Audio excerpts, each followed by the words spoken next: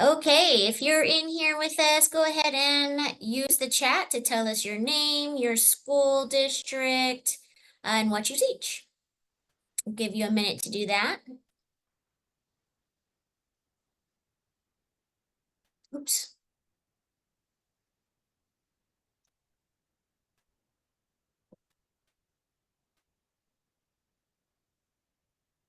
All right.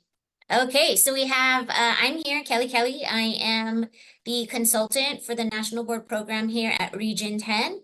And we have Robin Gaddis in here, and she's a PLF, a mentor extraordinaire. And we are going to be doing this webinar together. Okay.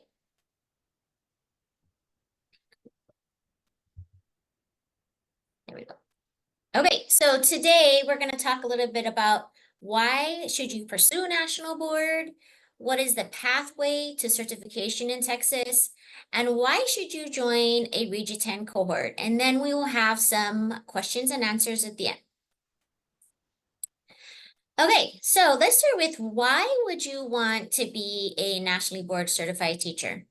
So here's some reasons here, and I'll briefly go over them. And I want to highlight a couple different ones that really resonate with me. So nationally recognized. And so this one in particular resonates with me because this covers all of the United States. And so I moved from one state to another state. I did have my national board certification. And so it was just a nice, smooth transition from one state to another.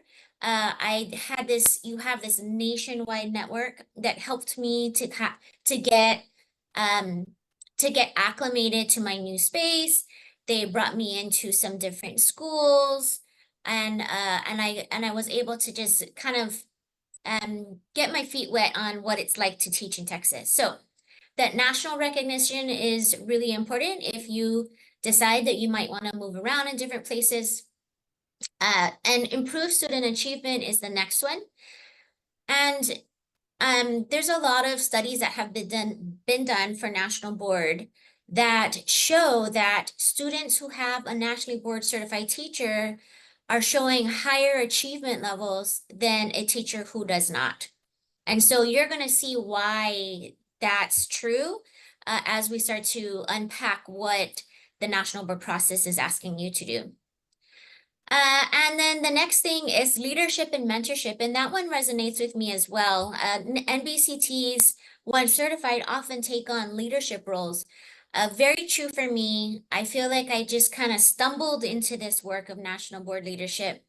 I was asked to mentor, and then I was asked to PLF, and now I'm here at Region 10 doing this job full time. And so for a long time, I got to be a teacher, but also remain in the classroom. So being a teacher leader, because I love to be in the classroom, I love to be with my kids, but I also wanted to impact change on a bigger scale. And so that national board kind of pipeline or that connection to other teacher leaders will pull you into leadership work. All right, of course, financial incentive, and we're going to talk about what that looks like for Texas. There's a lot of states that have stipend programs, and then we'll specifically look at Texas today. And then the last one, which is kind of interesting, professional development. This is a certification process, and what you're doing is submitting material to a third party, unbiased organization that's going to say, are you accomplished or not? But throughout that process, you're going to find that you're learning and reflecting and analyzing on your student work. You're looking at recorded videos of yourself teaching, and that in itself is a professional development experience. So you're both certifying and going through a professional development experience. Okay, so here's the conversation about stipends and what that looks like in Texas. So in Texas, you have two ways to get this additional stipend from TEA. One is through TIA, the Teacher Incentive Allotment Designation Program. Some districts participate in this, some do not. So you'd have to check, you should probably know if your district does participate in the TIA designation. So that's your T-test process. It's heavily weighted on testing scores for your students. And then, of course, you have to develop your professional need and some other little pieces of information. With that designation, you will get your allotment for 5 years. It's paid out in the summer in a lump sum. It moves with you to school. So if you go to a school that does not participate in TIA in Texas, it'll move with you, but you cannot renew it. Okay, so that's one way that you can get your TIA designation. Now, National Board is another way that you can get a TIA designation. So this works really well for teachers that are in districts that don't have TIA. Or perhaps you're like me and you teach as an exceptionally needs specialist or a music teacher or something like that, where it's difficult to get the TIA designation. Now, there's a lot of teachers who do participate in National Board that already have TIA designation because they value the professional development piece, because of the accolades, because of that connection to other teacher leaders here in Texas. So you can do TIA designation and National Board. If you're already designated with TIA, you will not be able to double dip and also get National Board. Okay, so if you already get a stipend from TIA, you will not get an additional stipend from National Board, but it's still a really important process to go through. It moves with you state to state. It's a national recognition, where TIA is a local designation. And we'll have a question and answer period at the end. Feel free to go ahead and put your questions in the chat, and Robin can monitor that and answer your questions as we go. Okay, actually, I'll monitor the questions because now it's Robin's turn. She's going to give you a little information about what National Board is. All right, thanks, Kelly, and thank y'all for joining us. I am Robin Gaddis. I'm a National Board certified teacher in the area of early childhood journalists, which is the age range of ages 3 through 8 years old. So where did National Board even begin? How did it come about? Back in the early 80s, there was a report about the state of American education. It was called A Nation at Risk, and it talked about the mediocrity that was in the American educational system and how it threatened, so to speak, our future in comparison to what countries overseas were doing in preparing their students.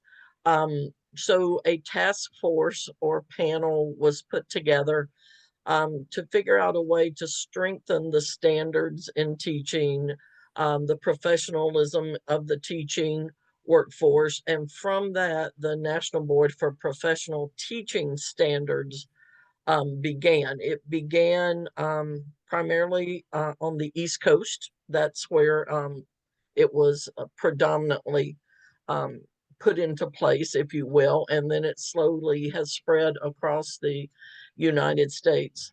So it all began to have to show a way, excuse me for stumbling my words there, show a way to put American students kind of on the same level, if you will, of international students. So the founding mission is to advance the quality of teaching and learning by maintaining high and rigorous standards of what accomplished teachers in different certification areas should know and be able to do. It is a voluntary system for teachers to try to certify who meet the standards.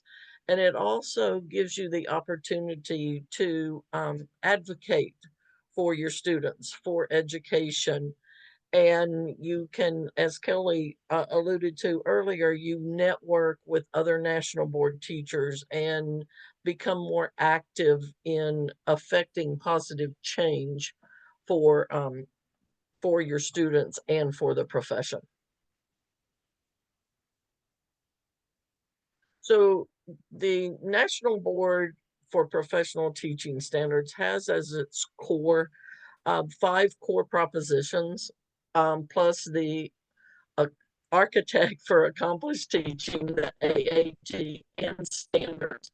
And those form kind of the foundation for everything that goes on in each certification area with National Board. The 5 core props are things that teachers are doing anyway, such as, you're committed to your students, you know the subjects you teach, you know how to monitor and assess and manage, you reflect, you're part of professional learning communities.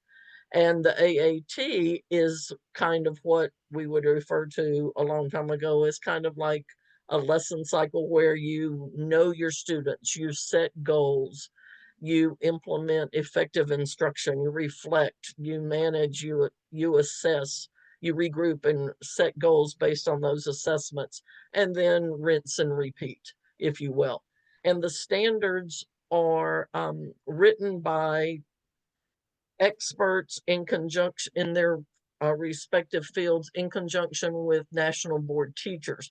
So for once, national board teachers are invited to sit at the table to help determine the standards for each certification area. For myself, early childhood generalists, teachers who are nationally board certified in conjunction with experts in early childhood got together and arrived at and wrote the standards. For Kelly's certification, exceptional needs, it would be exceptional needs specialists and researchers, experts in their field, along with national board teachers in that certification area, to come together and create these standards and write and update and vet all of them so that they are reflective of what accomplished teachers should be doing with their students in their classroom.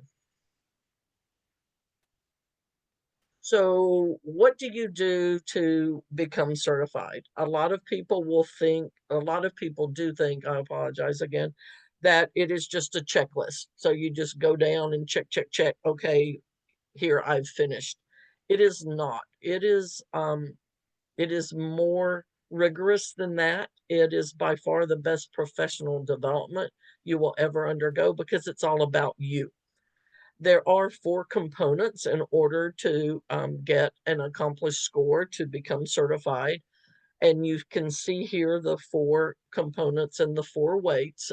Component 1 is 40%. It is content knowledge, and that is more of going to a testing center, kind of like you did for any Texas certification test. And it is assessments on your content knowledge. So my test assessments, if you will, would be different from Kelly's because we're in different certification areas.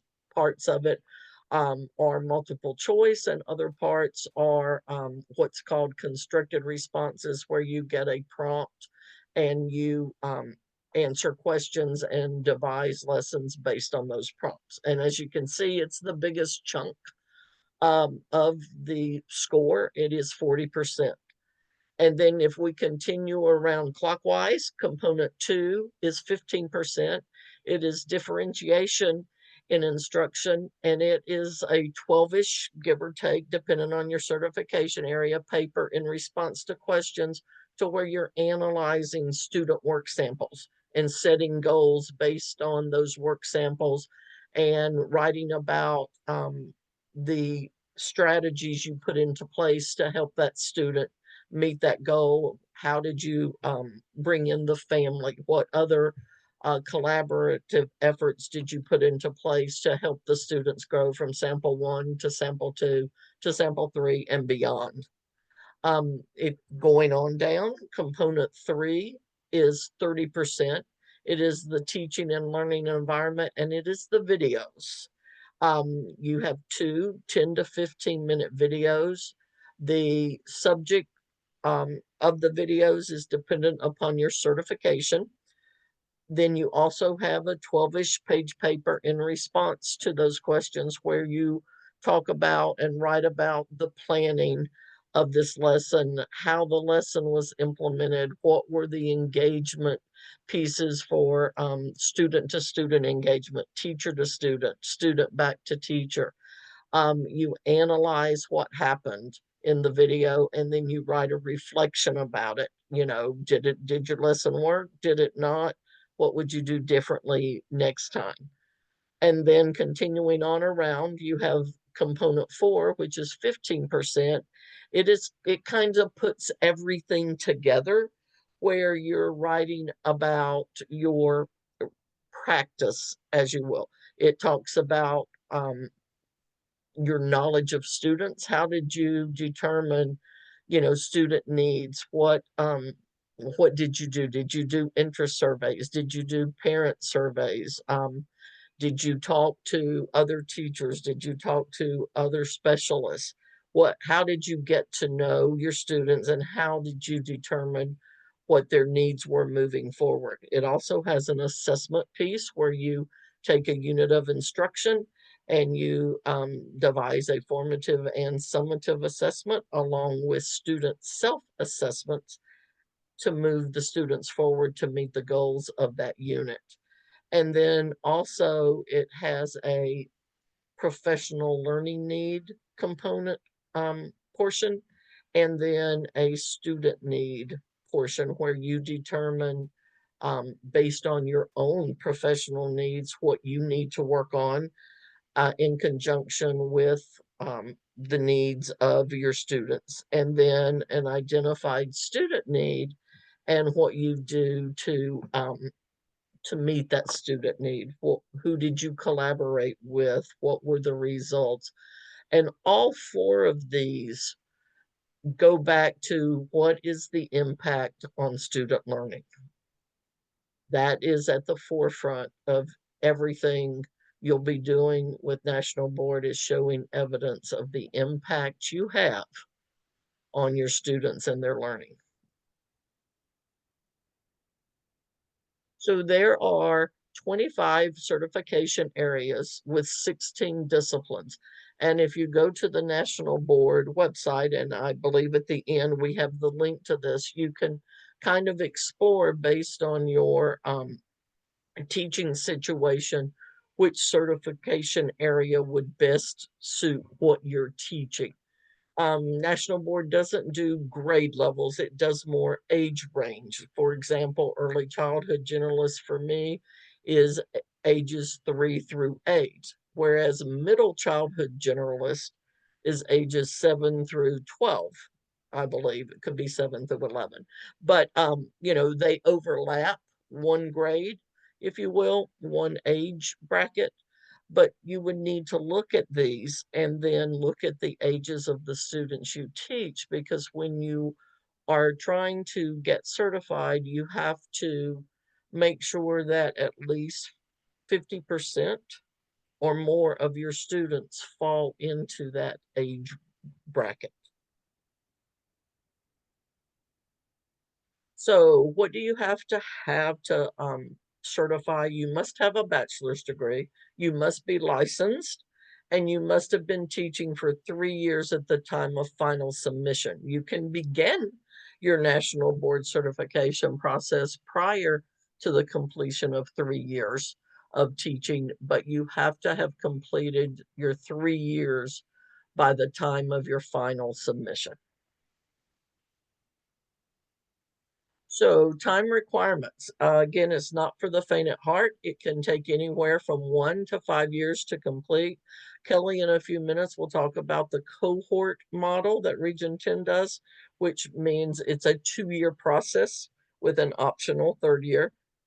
But per National Board requirements, you have 3 years to submit all 4 components originally, and then 2 additional years for retakes. It takes 200 to 400 plus hours to complete the entire process. You submit in May, but you don't receive your scores in December. And a lot of people will ask why. Well, you are assessed by teachers in your certification area who are National Board certified teachers or others who have gone through an extensive vetting and calibration process. So that's what they do in the summer. or sometimes, in the fall when school begins, so they have their teaching duties as well. So they are assessing, and then it goes through a calibration process to make sure everything is the way it should be, and there are no quirks, if you will, and then you receive your scores in early December. One thing we suggest, most teachers who undertake national board go through this journey are ones that are the everything on their campus. They're the grade level chair. They're the LPAC, if you will. And I'm just thinking of different committees from my school days. They're the site-based decision-making committee, or they're the debate committee, or what have you. So through this, you might want to consider limiting some of those responsibilities, and perhaps even learning to say the word no, or not yet, or can I do that in a couple of years? Right now I'm going through national board. So it is a lengthy process. It is a timely process, but it is well worth it. So the national board fees, these are the fees that national board requires. Each year that you submit something, there is a $75 registration fee. Each one of those 4 components costs $475. So over a 2-year period, if there are no retakes, your expenses run right at $2,050. However, the state of Texas now reimburses that once you become certified. So that is something that's just been put into place the past few years. When I certified in the state of Texas, there was nothing. It was just because I wanted to do it. But now they are recognizing the importance of it and putting money behind it by reimbursing you once you have certified. And now I'm going to turn it back to Kelly, and she's going to talk specifics about the Region 10 cohort. All right, thank you, Robin. So people ask, do you need to participate in a cohort? You don't have to participate in a cohort.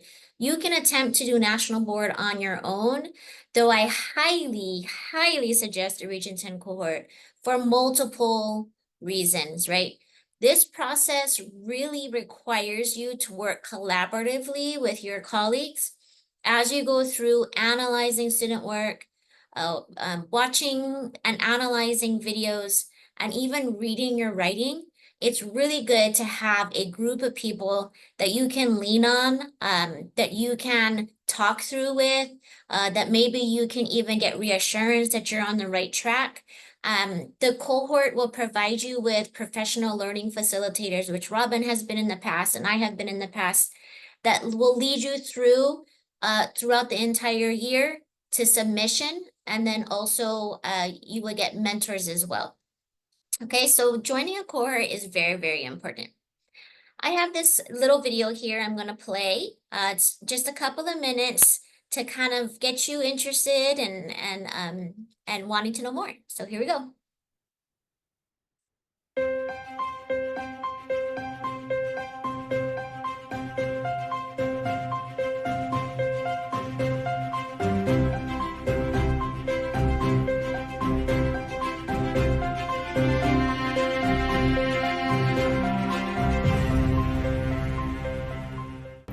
National board certification is important because it gives teachers an opportunity to develop their leadership skills, delve deeper into their own personal teaching practice, become more reflective, and really impact student learning in a deeper way than maybe most of us have done for a lot of our careers. Going through the cohort was very beneficial because I was able to work with a partner that was getting her certification in the same area, and meetings every Saturday. It helped me to stay organized. It helped me to really stay on top of each of the components and the parts of the components that we were working on. It is important to join a cohort because we are better together. No man is an island, no teacher is an island. And the collective efficacy that we have when we join forces and talk about our instructional practices together, we all grow, and that benefits all kids. It was the best professional development I've ever had, and it greatly impacted my students in my classroom in a positive manner. Words of encouragement, and I'm going to say this in my speech a little bit later. I encourage them to use their voice to advocate for their students and to advocate for themselves and other educators. The advice that I'd give to someone is just make sure that you've got the support system that you need. You've got people that are going to encourage you, and you've got people that you can bounce ideas off of and work with. I think that's really important. And just having encouragers in your life to make sure that you get through. I think my wife was a big encourager for me, and then we had some people that were instrumental, like Hazel Bird and Jennifer Fuller, that were in our school district. My mentor was instrumental, and then the people from the region office were very supportive as well. So I really appreciate all of them.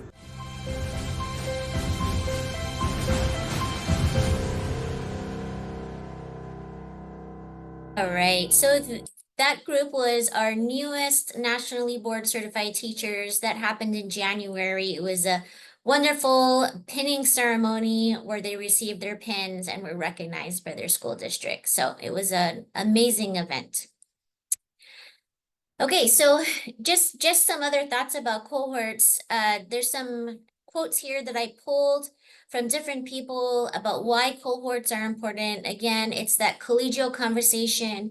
You're building relationships with other teachers from all over the state, really meeting teacher leaders and connecting with cohort facilitators, mentors.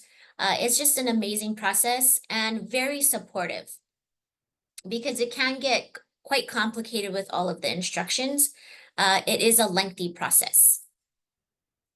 Okay, so our particular cohort with Region 10, what it looks like is 10 monthly sessions. So we start in August and we end around May.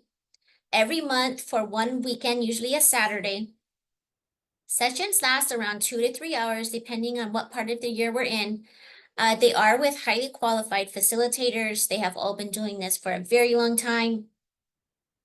You would get a mentor match in your certification area, which is very unique to our program.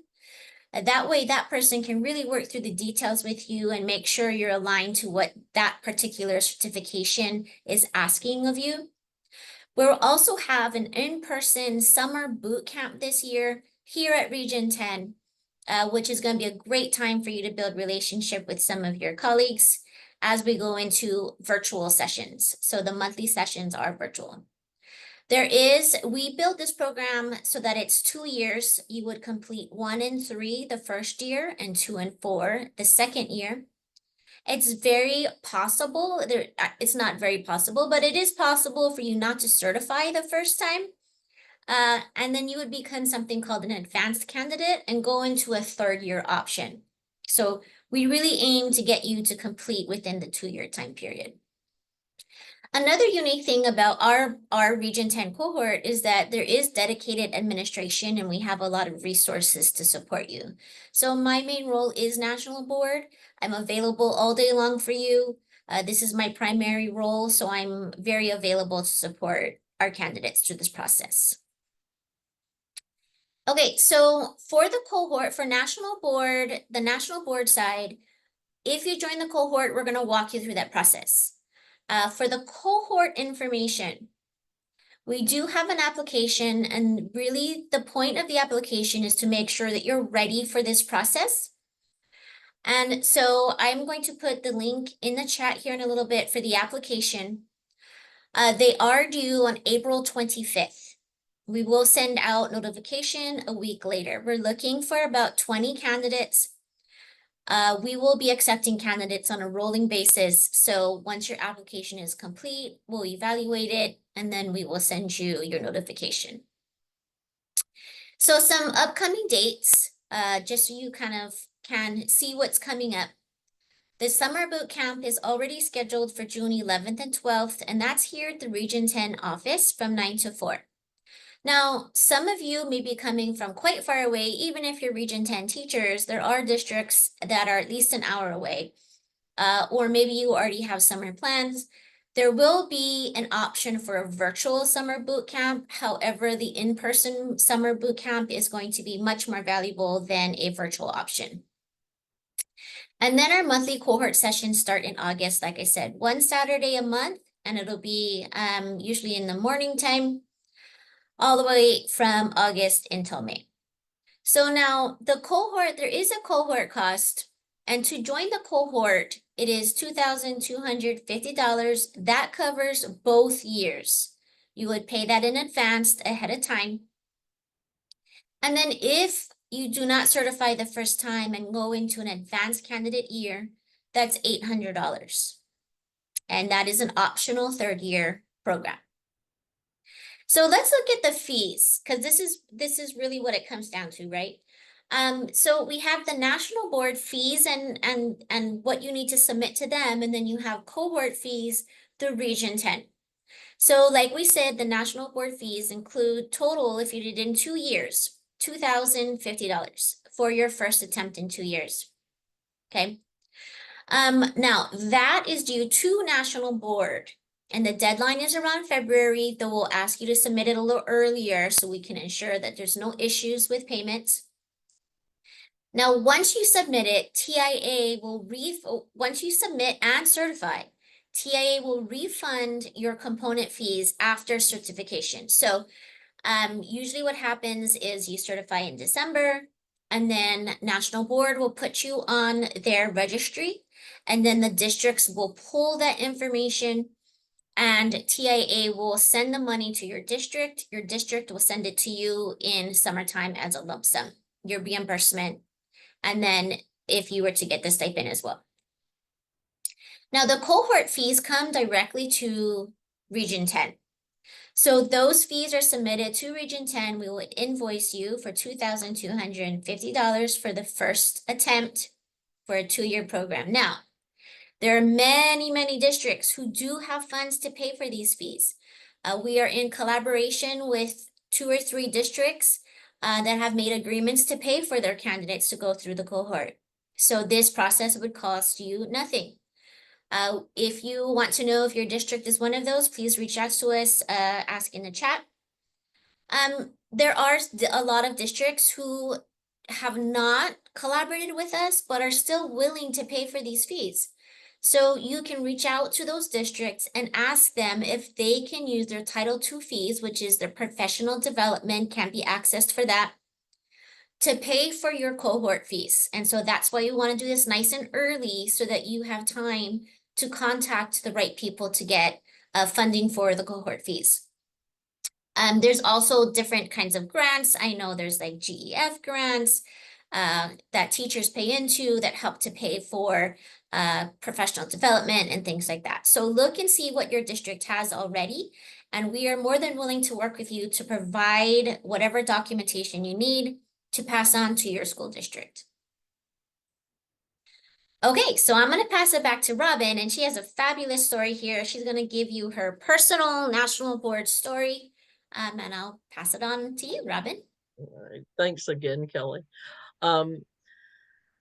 I started my national board journey toward the end of my teaching career.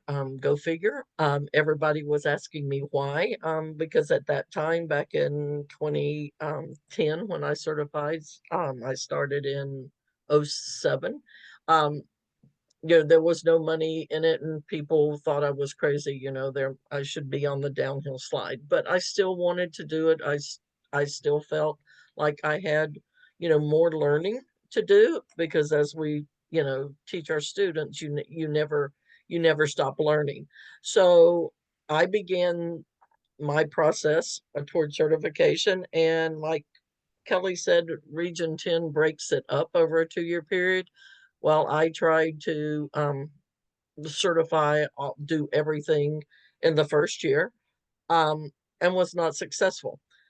I did not certify. I wasn't even close. And to be honest, I was pretty mad because I was like, who are these people that think I'm not good enough to join their group? Not being bragocious by any means, but I had won multiple awards at the, campus level, the district level, the Dallas County level, Texas, state of Texas, and even national awards for work I had done with my students. And I was like, okay, what is wrong with this group of people that won't let me in? And once I got over myself and started looking back and reflecting, I realized, okay, it's all about the impact on student learning. And I wrote great things about myself, but I didn't connect it to the impact I was having on student learning. So once I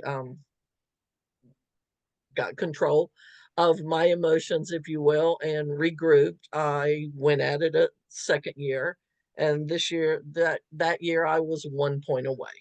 Um, that was devastation, like just boo-hooing and all of that. And again, regrouped. And on year 3, sailed through, if you will. So it is not uncommon, like Kelly said, not to certify the first go around. It is very humbling, but it is by far the best professional development I've ever gone on. As teachers, we've all sat in PD sessions and um, inside our head, our eyes are rolling and we're thinking, okay, what does this have to do with my teaching situation? I'm not going to be able to take anything I'm learning and apply it. I need to do X, Y, and Z in my classroom. How much longer till we get to leave? But National Board is different. National Board is all about you.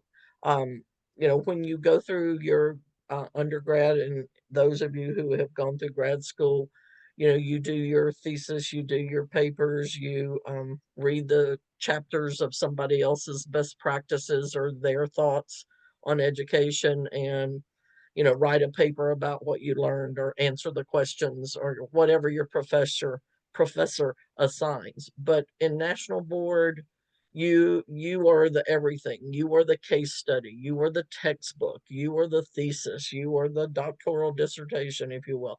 It's all about you. It's all about the why of your decision making and the why of your implementation of your instruction and how that impacts your student learning. I use the adage that we perfect our craft, but we understand our craft is never perfect. There's always learning to do, and that's what National Board is all about. You reflect at a level you never thought was possible. As teachers, we get in the car with our book bag and go home, and we think, okay, well, that lesson in second period worked, but it didn't work in fourth period. Or for the self-contained elementary, that science lesson went really off the rail. Why? And we reflect, but a lot of times it's just surface level reflection. Well, National Board takes it to a depth that you never thought possible, and you realize that um, your kids are successful because of you, and sometimes they fail because of what you did or perhaps what you didn't do. And at some point during your National Board journey, you will have that proverbial light bulb moment, just like your students do. It'll all start to connect. And once you get that connection and that light bulb, if you will, goes off, your mindset toward what you do with your students is changed forever. You look at what you do differently. You really think about the why, and you justify every decision you make, every implementation you put into play, every collaborative effort.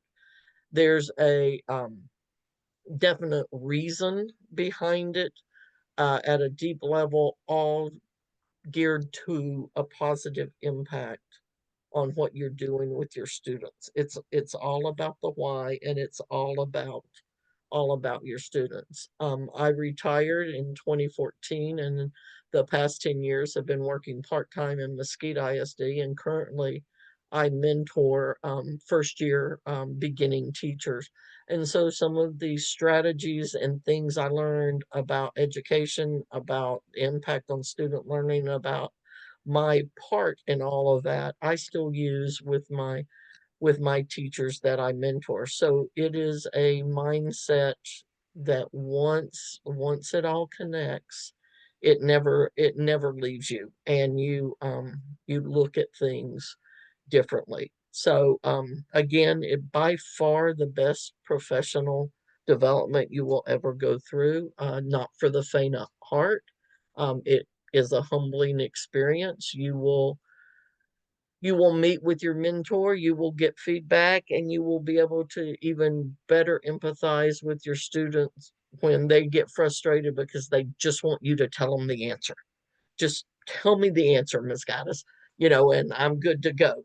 And you see that frustration on them, well, you'll experience some of that same frustration because we as teachers are not used to writing about ourselves. We're used to going through classes and regurgitating what others have thought, what others say are best practices.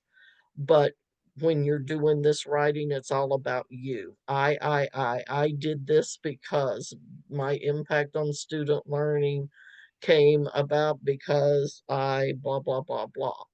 My students did or did not achieve the goal because I blah, blah, blah, blah, blah. You will wear out the I key on your keyboard. And as teachers, we're not used to talking about ourselves the way National Board requires you to talk about yourself. So again, thank you so much for joining us, for learning about this. We are working, tirelessly to improve the numbers of National Board certified teachers in the state of Texas. I believe there are like less than 2,000 of us, and with about another 2,000 in the pipeline. So if you add those two together and compare them to the number of teachers statewide in comparison with other states, we're not to the top yet, but we are trying to move forward with getting more teachers nationally board certified and getting them in front of our students, because every student deserves to have an accomplished teacher working with him or her. So again, thank you for joining us, and I'll turn it back to Kelly. All right. Always such an awesome, I always love hearing you, Robin, share your story and the importance of it. It's very important. Okay, so we're going to move to a short question period here. If you have a question, let me go here. If you have a question, go ahead and come off a chat and ask it, or okay. We will stay after if you have any questions. But let me get us to the end here. The next steps. Okay, here we go. So next steps, you're interested, you're ready, you've been learning about this, you're ready to get started. So what are your next steps? One, apply for the cohort. In the chat is going to be the link to the cohort application. So go ahead and click on that. You will be able to save it. So if you start filling it out, when you can go back to it and complete it another time. Also secure that funding, like I was saying. So go to your district and see, will they have funds for you to participate in the cohort? And start building your support system. So maybe you want to get a bunch of teachers at your school together to do this together. Maybe you start looking for other nationally board certified teachers that'll read for you next year. Maybe you need to make arrangements in your personal life, and you have to switch off on baseball games on the weekend or something like that, just for this time period. And then at the very end, I have a video from National Board that walks you through how to select your certification area, and then some other next steps that you can start right now. So that'll be in this slideshow. I will send the slideshow and the video after, probably tomorrow or the day after. Oops, okay. And then the last thing are the resources. Give me a moment to get back to that.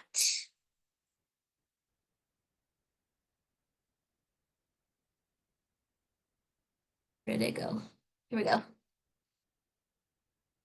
Okay, so resources that'll be emailed to you as well. We have the National Board website, tons and tons of information for you about the process. Region 10's National Board website, so how the cohorts work and videos and all kinds of things there. The TIA and National Board website, so if you're wondering about reimbursements, how much money would I get, what my stipend would look like, how do I talk to my school district, that's all located here. And then what you saw, the picture, the National Board certification areas, that's where you can start to look and see what it is that you want to do. And that's it. You can contact me, Kelly, Nationally Board Certified Teacher, Exceptional Needs Specialist. I'm here at Region 10. I'm a full-time consultant working on National Board. There's my contact information. Feel free to reach out to us. Thank you so much for coming. Robin and I will stay a few minutes to answer any of your questions. But if you don't have any questions, we will see you next time. Thanks for coming in. Thank you.